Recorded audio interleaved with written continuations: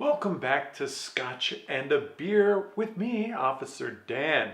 Once again, I apologize for the extended hiatus of breaks I keep taking from making these goddamn episodes. I've been insanely busy with GK Tech. We're expanding our warehouse, and I've kind of been putting most of my focus towards that. Now, if you're just joining us, this is the story starting with episode 1 when I got into drifting for the very first time ever, and going all the way up to my current life, which at this rate I should finish in 2026. Whilst regaling you of tales of old and telling you what to do and what not to do if you decide to make professional drifting your career, I also partake in some tasty adult beverages, that being a scotch and or a beer.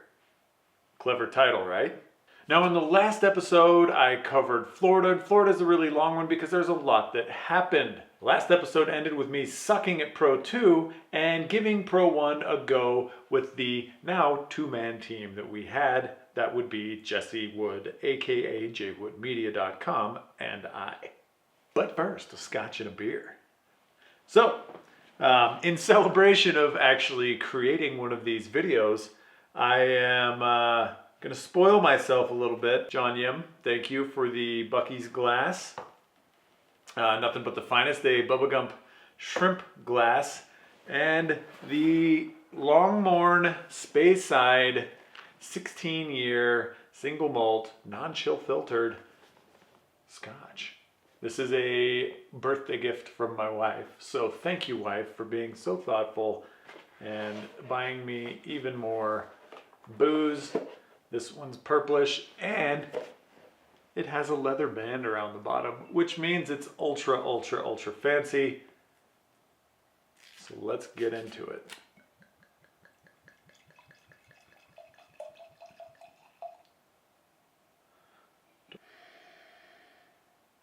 Seaside, caramel, toffee, butter.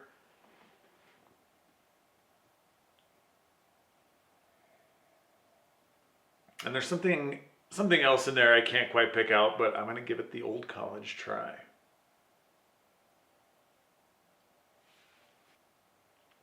Upon first putting it in your mouth, it's super smooth, and then it starts this tingle. And then it's the saltiness, then it's the sweetness, and then finally the finish is absolutely smooth. If you get a chance to try the old Longmorn Speyside, I would highly recommend it, especially since it has a leather strap at the bottom and it's purple. Oh, that's good. That is a good dram. So, on top of spoiling myself with the scotch this time, I've been meaning to open this since I got it for my birthday. I went to Whole Foods and I bought the most expensive goddamn beer I've ever bought. This was $25. It is the Goose Island Bourbon County brand Carmela Ale.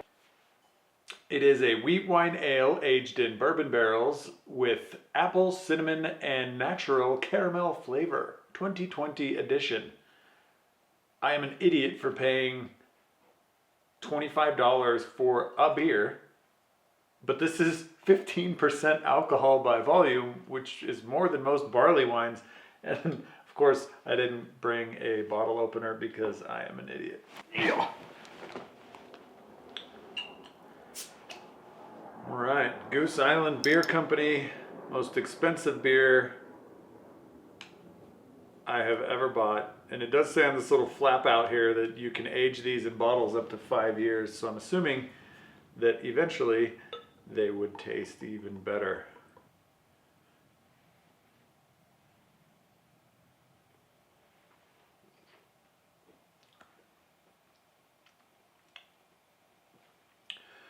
This beer is so sweet that it's almost a cider, but it's like a dull cider, not like the sharp cider taste that you would get out of a cider, but like a really sweet, caramely red ale that's very thick.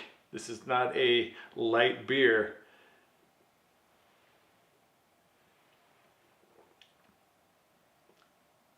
Would I ever buy it again? Probably not. Did I have to try it? Yes. I would say now you can go out and skip the old $25 beer. It's good, but it's not worth 25 US dollars. Now you also may be wondering about these here sick ass status seats. These were supposed to have come in for Drift Week 2. Because they're custom made, it took a little bit longer then, and we received them after Drift Week 2. So these will be going in either the Lexus or the S13 at some point in the very near future, and they are sick, so I'm going to go ahead and use them all that I can while they're sitting in my living room. And back to the story. So I'm fresh off of not having qualified or even gotten a score at my first Pro 2 event ever, and coincidentally, the first Pro 2 event ever. 2014 was kind of a weird season where you could actually run both congruently if you wanted to. The way your licensing used to work is you got your license and you automatically were in Pro 1 because there wasn't any other tiers. 2014 was the first year of Pro 2, and this was the first event of Pro 2 ever, and I started it off with a bang by not qualifying and not getting a score. Sick. Perfect. Now my car is still on low boost. It's still hardly making any horsepower at all, which is a bummer because this course really needed a higher horsepower car. And the only positive thing that we had going into Pro 1 qualifying was the fact that it was going to rain that day. And being Florida, you could pretty much bet that it was going to. I mean, at this point, that was the only thing that was allowing me to link the stupid course that they had designed. If there ever was a track that I was just like, wow, that sucked, that's not fun to drive, it would be that one. Otherwise, the rest have been pretty goddamn sick. So Jesse and I did our best to prep the car as a driver and a media guy, that being the entire team. Now there's a lot that happens during an FD event, and luckily we had some really good friends there that decided to help us out. And Tyler Wolfson, thank you for lending me your pit crew and making me an official member of the Tyler Wolfson crew. Now he had a much larger crew that got along much better than mine did, that being Ian, Alex, Dylan, and Matt. And I believe they had a girl with them named Rainbow, but I can't remember. Super rad crew, and even radder people as far as people go. They helped change wheels and tires, they helped get the car jacked up, they helped diagnose issues, they helped me spot since Jay Wood was out there getting sick media, not only for me, but for other teams and himself for like an overarching video of the event. They were amazing. The on and off track antics with these boys was second to none and was one of the main reasons why Formula D was a positive experience for me, even with all of the shit that always happened. So we went out for the very, very short practice for Pro 1, and it was dry, so I couldn't link the course. I basically gave up and went and hung out in the pits because there's no point. I could literally not make the car link the first turn. I knew I could do it in the wet, but there was absolutely no way I could do it in the dry.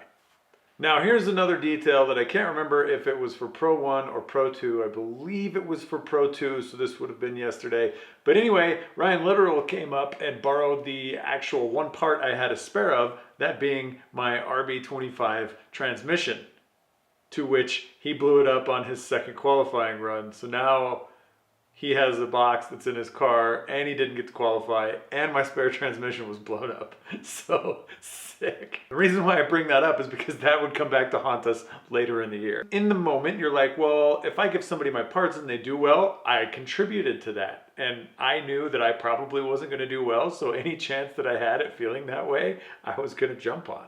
So off my transmission went with Literal's team. Now, right before qualifying started, it started to rain, the clouds opened up and poured down thusly. It starts to lighten up by the time I get up for my qualifying run, number 1, but it doesn't matter because all I need is a little bit of water on the course to actually link the whole damn thing. I know I can do this. I know I can get a score. I know I can make this happen. I take off, first, second, third, enter, link that whole back straight with a lot of e-brake and a lot of bobbles, hit the rest of the clipping points, and make it to the finish line. Technically, my first ever full qualification lap in Formula D, and I'm already 3 rounds in.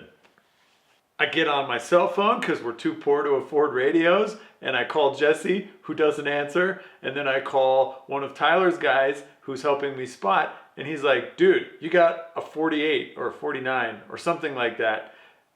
And I'm like, no way, I got a score. I got a score. I got a score. It's not a very good score, but it's a score nonetheless. It's the small victories, you know? As we're going through qualifying, there's lots and lots and lots of low scores. It's like, we have a chance to actually make this happen. The wet is the great equalizer. It can be a good thing, like it was at this event, or it can be an extremely bad thing when your car doesn't turn, like it was in Atlanta. But lots of guys have never driven in the rain before, don't have much experience driving in the rain. I certainly don't, but I actually really, really enjoy it. What's up, dude? So I had an advantage in being that I was a low horsepower car. And with a high horsepower car in rain, it makes it much more difficult to drive. So lots of people were spinning, lots of people were 2 tires off. I was like, if I get like 15 points more on this next run, I may qualify top 32. I strap in, I do donuts because everybody else is doing donuts, even though doing donuts in the wet to warm up your tires is absolutely goddamn pointless. But, you know, I don't want to be the dude that doesn't do it in case it does do something, even though I know it didn't. And I did my donuts and I get up to the line. I look at the start guy. He gives me the thumbs up. I'm like, all right, time to fucking make this happen. First gear burnout, second gear burnout, third gear burnout, feather the throttle a little bit. I go to clutch kick and pop. I'm like, huh. I'm entering, I'm slowing down. I go to get back on throttle. No power whatsoever. None. I clutch kick, no power. Car's still running, but I have no power. And immediately in my head, I know what's happened. A freaking boost pipe came off in Florida. And it's funny because I'm going to fast forward all the way to the Freedom Factory event that we had when a boost pipe blew off. And I had all these flashbacks come back of a boost pipe popping off in Florida and ruining my chances at getting a top 32. So that is the only time that I have been pissed off at a drift car was when I blew my boost pipe off in Florida. Anyway, I digress. Back to the story. So I autocross around the course like 94% of my other runs, and I go back to the pits dejected because it is a long drive back. And I have all this time to think about how I have the rest of the weekend to just freaking hang out again. I get back and Jesse runs up and he's like, yo, what the fuck happened? In typical Jesse Wood voice. Yo, what the fuck happened? I can't even do Jay Wood's voice. It's been too long since I've even seen the guy. Anyway, popped the hood. I showed him the blown off boost pipe and he was like, fuck. And I was like, fuck.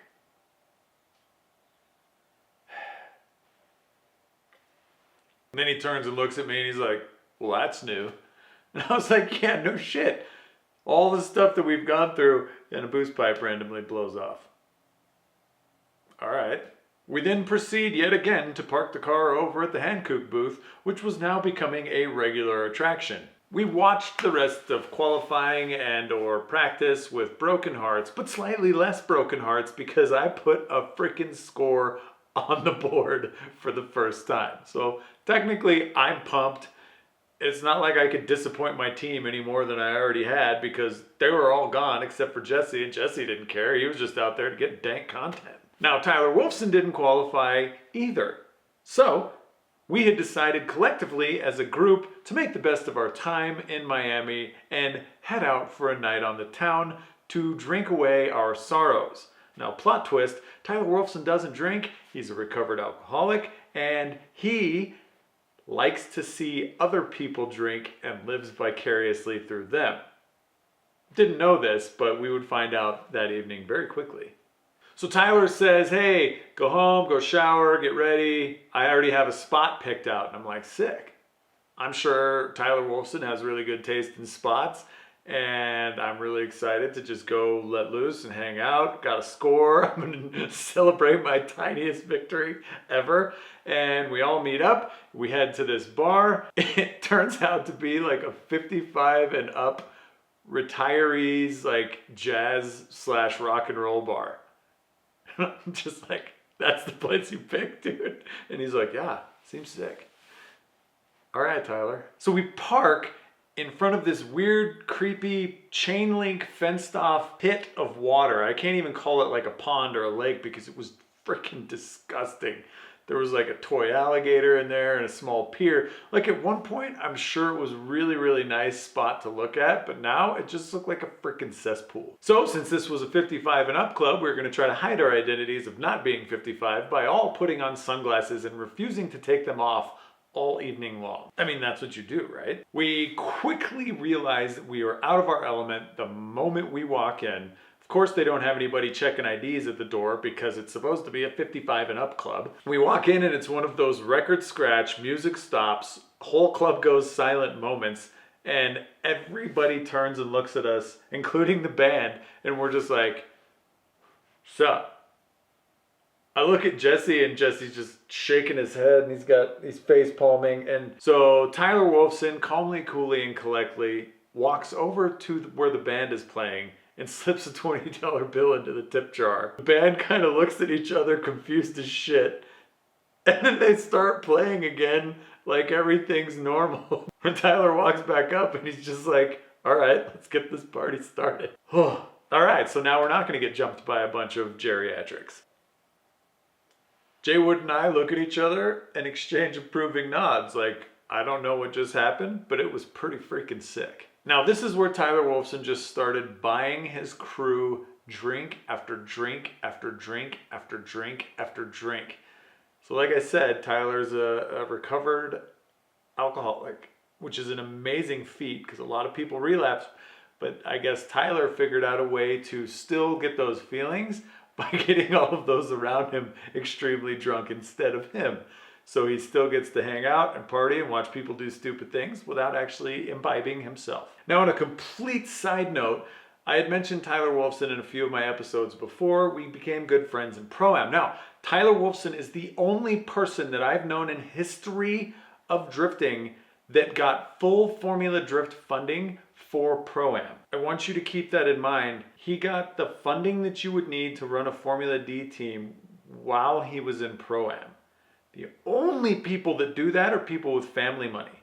There is absolutely no way you can convince a sponsor to give you $100,000 for freaking Pro-Am. But somehow, Tyler did. Whatever this man did marketing-wise was genius. He didn't even care. It was just casual. Everything in life was casual to Tyler. It was fantastic watching him go to Formula D with an open trailer with more funding than 80% of the dudes that were in Formula D and just not giving a shit. Life lessons to live by Tyler Wolfson. Now, by the end of the night, and after having stolen at least 3 grandmas from their grandpas, and possibly making out with one and or more of them, Ian somehow ended up on stage trying to take over being the lead singer for the band, and that is what got us Das Boot from the 55 and over club. Now, as we all walked out, completely drenched in laughter, now we get back out to the trucks, and one of Tyler Wolfson's crew yells, "Tire Disposal Center!" and then proceeds to huck every single used tire from the back of Tyler's truck into the fetid, disgusting swamp water pond that was filled with a fake alligator and emptied their truck of the dead sailors. Now, I'm not saying that it made that water any cleaner, but it certainly didn't make the water any dirtier, and I'm pretty sure all of those tires melted anyway. We packed up, we headed back to the hotels. We didn't have to wake up early for anything really, of course, because neither of us qualified. So when we got back to the FD event, Top 32 was extremely boring because you couldn't see half of the freaking course from anywhere. It was literally blind and all you could watch was the cameras that kind of showed the run from one angle and then the rest of the turns of the course. It was stupid. So most of the time we didn't even want to watch. We ended up hanging in the pits, hanging out with fans, heckling people. It was actually a really, really fun time. We went over and watched Daigo Saito fish, and he actually caught one in the lake that was over there. Danny George and I hung out at the autograph session like 45 minutes later than we should have in light rain because neither of us qualified. Now, Saturday nights at Formula Drift events can be really, really hit or miss. At some tracks, it's like tradition. You stay, you hang out, you party. Sometimes some of the bigger teams get kegs, like there's barbecues. There's a huge sense of camaraderie at most of the events. Since this was the first time at Homestead, there wasn't really any of that because they didn't want people to be at the track after hours. And understandably so, since it was such a nice freaking facility. So that kind of ruined the Saturday night festivities, which were a big part of it for me. It was just like, I'm paying all this freaking money to be here and suck. I might as well have a good time doing it. Now the Saturday night antics with everything closed to just the teams and their friends and families and whatever, were my favorite part of doing Formula Drift. It was all I had to look forward to. Unfortunately, we got the boot from Homestead and decided to go do something else with the Wolfsons. So Tyler has the bright idea to go ahead and Google the least starred strip club in all of Miami, and that's where we headed. Now, upon arrival, Dylan decided that he did not want to go in and spent like 5 or 6 hours just sitting in the car. The rest of us decided, you know, what else have we got to do? What have we got to lose? And so we all headed into this strip club that had like 4 cars parked out front. We pay the entry fee, and as soon as we get inside, it's another one of those record scratch, music stop, dancers stop dancing. Everybody turns to look at us, and we immediately realize this is another place where we definitely shouldn't be. Again, Tyler walks up, casually slips a 20 onto the stage, and we go sit down. It's just like, how does this even work? What is happening right now? The place is dead. There's nobody in there but like 2 or 3 other people and us. And one of the ladies comes over and starts whispering to us that we really shouldn't be there. This isn't the type of club for people like us, is what I believe her exact words were. And Tyler just looks at her and is like, nah, this is where we belong. The lady shakes her head. She's like, okay, party on. Now, from the looks of everything that we've seen, it's a constant D-team stream, and we're loving it. Now, the place was really weird. Once the girl danced on the stage, she would come back down and literally go around the room to everybody and demand tips. They just hold their thong underwear out and expect that you were to put money in. Like, that's not how most strip clubs work. So it was like super high pressure sales tactic because nobody was going up to the stage to tip them, obviously, for obvious reasons. And then they would come up and just open up the thong. And it was just like, no, I'm good. What do you even say to that situation? Now, one of the girls starts whispering into Ian's ear. Ian is a tiny white child who looks like he really shouldn't be there and wasn't old enough to be in there in the first place. And Ian's face goes white. After she walks away, Ian leans over, still white as a ghost, and explains to us the secret menu that the strip club has to offer. It was X dollars for a lap dance. It was X dollars for a private lap dance. It was X dollars for the VIP room. It was X dollars for a burning HJ. And then it was X dollars for whatever the fuck you wanted. I believe this was the first time that Ian had ever been propositioned for prostitution, and he was freaking pumped about it. Cheers, buddy. Now, Tyler disappeared for like 45 minutes, and we're just kind of enjoying this shit show that is happening in front of us, all around us, near us, sometimes on top of people. And then all of a sudden, this motley group of people rolls in, laughing, yelling. We're like, oh God, here we go. Plot twist, it happens to be the entire Falcon team. Somehow they had ended up at the 1-star strip club that we were at. So it was Nick Fusekis and all of the Falcon guys, including Dean Carnage Kearney. To which he yelled at me for doing my Irish accent. Oh, look at the Irish.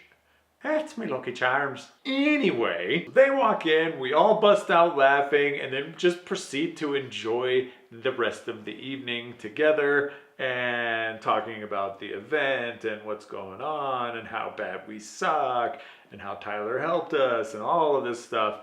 And it ends up being a really awesome evening.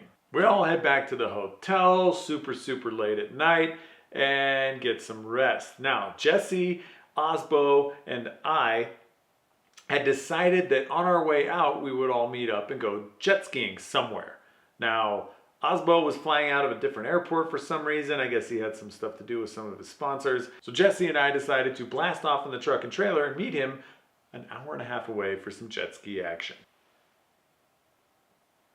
We meet up with the legendary Jawline at the jet ski place, and we rent 2 of the fastest skis that they had, being 2 of the only 6 that they had. We shred tandems, and then we decide that we're going to play the game of whoever can buck the person off the fastest wins, so we do a bunch of that. Then we get into drag races where one of us would have to sit and just tread water, and the other 2 would race, and then come back, and then we would switch skis, and then go race again. And it was a freaking amazing time. Just as we were about to finish up and head back to the rental place, a flock of dolphins decides to join us, and they're just kind of bobbing around next to us, and it's just like this magical time in Florida after a shitty weekend, after a shitty strip club, after a shitty Pro 2 round and a shitty Pro 1 round. There's dolphins. Fucking cheers, dolphins. It's just magical. I'm hanging out with some of the coolest people on the planet with dolphins. It's amazing. Hands down. And these experiences, the stuff that's the in-betweens, it's the story, it's the glue, it's what makes Formula D for a lot of people. I don't think it's necessarily the driving. Yes, that's fun and that's cool.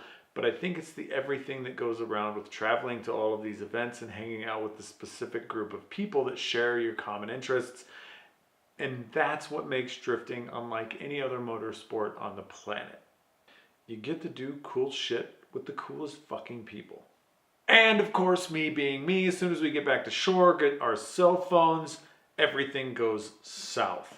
I look at my phone, and the first notification that I have is an email from Rob Brokerage saying I owe them $1,400 for X services and X storage and X blah blah blah blah blah. And like in my head, I'm like, I thought you guys were doing this as a sponsorship thing. I've been promoting the living shit out of you. Why would you do this to me? So I'm looking at Jesse and I'm like, we're done. Like for this. Like that screwed us for going to New Jersey. That was the diesel money that it was going to take to get to New Jersey and back home. So there's absolutely no way we can make this round. So I paid the bill to Rob Brokerage, and Jesse and I decide that we're just going to head home back to New Mexico, skip New Jersey, which we dubbed Formula D No Jersey, which will be combined with the Seattle video that I'll do who knows when. And that is where I'm going to end this story. I'm now 3 rounds deep of Formula Drift competition with 0 qualifications and 1 score on the board that had half the points missing. And I'm now going to miss one of the rounds that I had already prepaid for, which was freaking heartbreaking. All because of an extraneous charge that I didn't see coming and hadn't budgeted for, therefore would shut us down. Anywho, thank you guys so very much for watching. This has been Officer Dan with Scotch and a Beer, and I'll catch you on the flip side. Peace.